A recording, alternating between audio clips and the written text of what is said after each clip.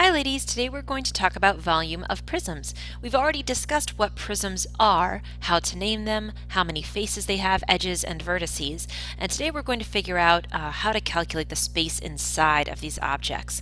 Volume is pretty helpful when you are trying to fill things with liquid. Think about a fish tank with water. Also think about the liters of maybe soda that you get or fruit drinks that you get from the store, maybe different juices. The space inside of that object is finite. You can't just keep pouring as much Coke as you want into a 2-liter bottle because it only holds so much. So that's what we're going to take a look at today. Let's just get that down really quickly about volume. Okay. And again, it's the measure of space occupied by a three-dimensional region.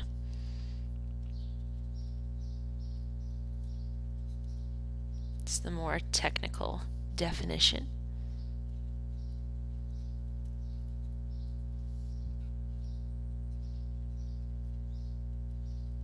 (3D) for three-dimensional. Also something just to note, it's measured in cubic units. So area is measured in square units. Let me just give an example here with distance. We just have the normal length, maybe meters.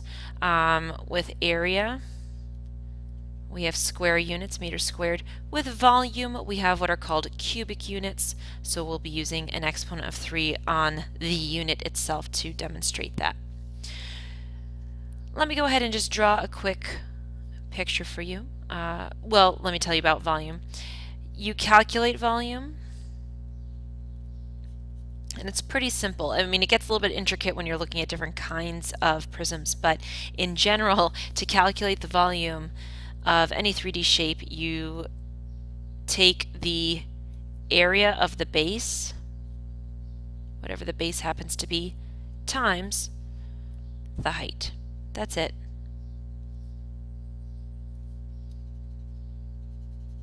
Okay.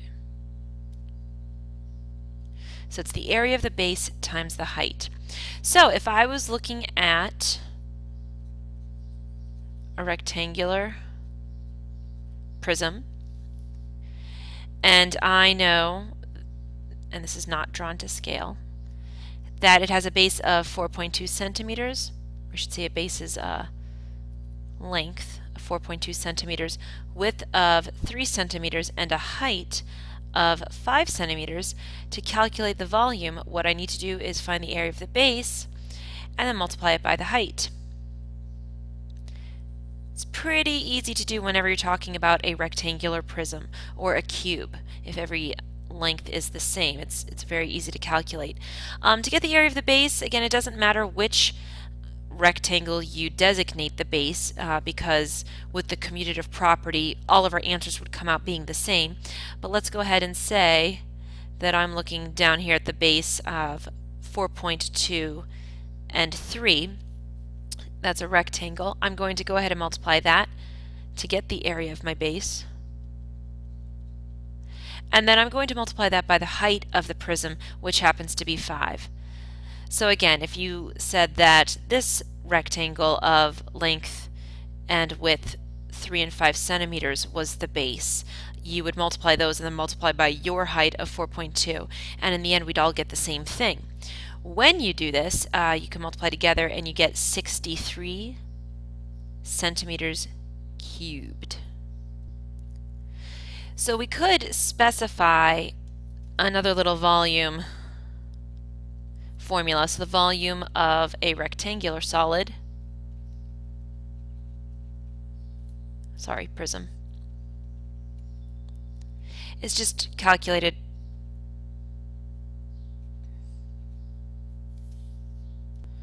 I just want to use different letters here for you.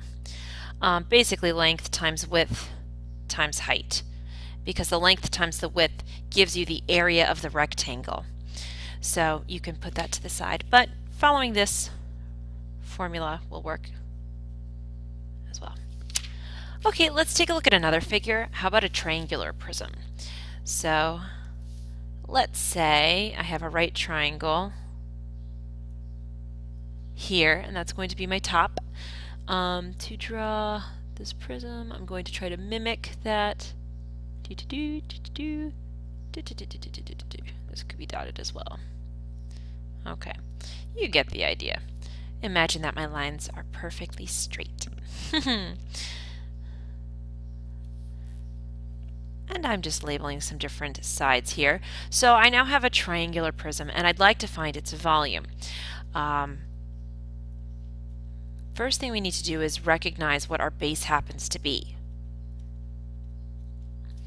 So in this case we have a base that is what? Well, with a prism, remember that your bases are parallel.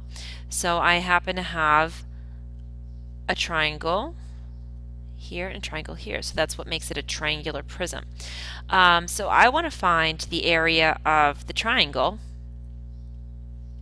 and then multiply it by the height. Always stop and analyze the shape that you're looking at. Make sure you can identify the different polygons you are working with, whether you have a square, a rectangle, a triangle, a pentagon, a hexagon, because you do want to make sure that you're using these formulas correctly. So just stop before you plug and chug numbers. The area of a triangle, remember, that is half times base times height, or base times height divided by 2. So the question is, what is the base of your triangle and what is the height of your triangle? So looking at just the triangular shape right here, I can even move this 6 centimeters up, okay, with this triangle right here. I see that I have a right triangle, so my base and height are already perpendicular and happen to be sides of the triangle.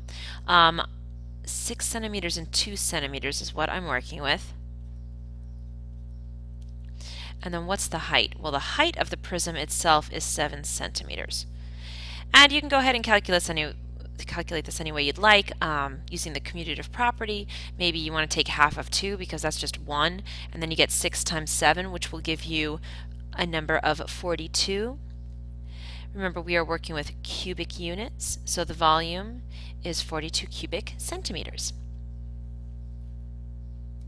Let's talk about something else. Let's say that you just moved into an apartment. It doesn't happen to have any AC, but of course the Baltimore summer gets pretty warm, so you'd like to have an air conditioning unit put in. And you want to make sure that you're getting the right AC unit. You obviously don't want to buy something too small and have it not cool your room sufficiently, but you don't need to get, you know, something that would cool an entire house. So let's say that we have a room air conditioner that can cool a room with a volume of 1,600 cubic feet. So the room needs to have a volume of around, 1,600 cubic feet, or feet cubed. Okay. Our room has a height of 8 feet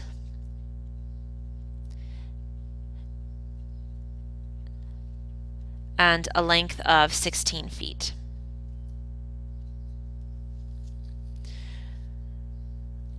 My question is, what's the maximum width of the room? Like, what is the highest number it could be in order for this particular unit to work, to cool it sufficiently? So what could we do here? Well, we could go ahead and figure out this missing piece by using a volume formula. We do need to make an assumption here that we are working with a rectangular prism. You don't often walk into many apartments that are triangular in shape. So let's just make a note of that we are working with a rectangular prism. And to find the volume of a rectangular prism, you need to find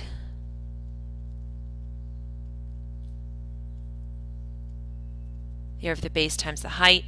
We know the volume. We're aiming for a volume of around 1,600 cubic feet. To find the area of the base, well, it is rectangular. We don't know the width, but we do know the length. So 16 times W, if W represents the width of the room.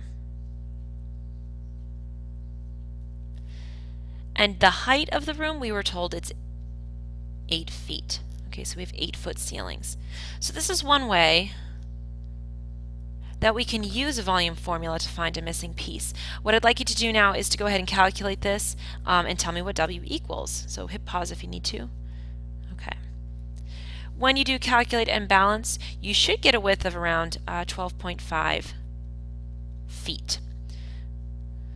So the maximum width of the room has to be around 12.5 feet.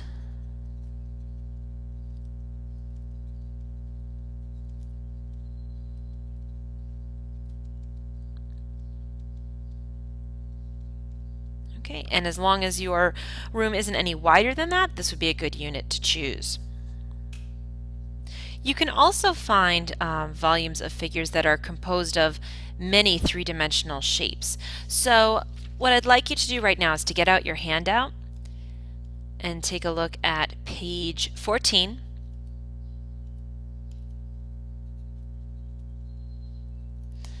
Number 10. So this is pretty cool. Gina and her sister built a fort out of boxes. I'm sure you've done that before. What's the volume of the fort? What is the space that it takes up? So you have 3 different figures here. What I'd like you to do is to work through this and then unpause when you're ready to see the solution. Okay, so go ahead and take a look here at my work. I have the first rectangular prism, the second, and the third. Just to note that it was a little bit tricky to figure out the length of the second rectangular prism, but if you do look closely, it is matched up with the first rectangular prism on the left. So if your numbers are a little bit off, check that first to make sure that you're doing 3 times 3 times 1.75. And then obviously we have the dimensions for the third rectangular prism here. You add them all together to get your total. How about you go ahead and try number 11? Okay, number 11 is a little bit tricky because you're dealing with triangles, not just rectangles. So the first thing I would like you to do is to check your final answer, and if you did not get this, please follow along with me as I go through the shape. So if you're looking at the triangle on the left, remember we do have a triangular prism here. We need to take the area of the base times the height. You don't want to forget to multiply by height. That's a very common error. So half of the base, which is 2 meters, times the height. The height is labeled by 3 meters, and then its length is 2 meters. So we have to get that other dimension in. So 1/2 times 2 times 3 times 2 gives you 6 cubic meters. When we look at the rectangular prism, that's a little bit more straightforward. The area of the base is 4.5 times 2 times the height of 3. So you get 27 cubic meters. And then the triangular prism on top, we have again a triangle that we need to figure out its area first. So half times the base of 4.5 times the height of 1.5, and then we have to multiply by that other dimension, that height of 2 meters. So in this case it looks like a length as opposed to a height, but basically you're trying to say, okay, well, I need to multiply by however far this prism stretches out. So after you calculate the area of the triangle, multiply it by that other length, that other dimension, and you should get 6.75 cubic meters. When you add them together, you get 39.75 cubic meters. We will work on these in class tomorrow. Just to make sure you bring your handout and your calculator. Thank you very much. Bye.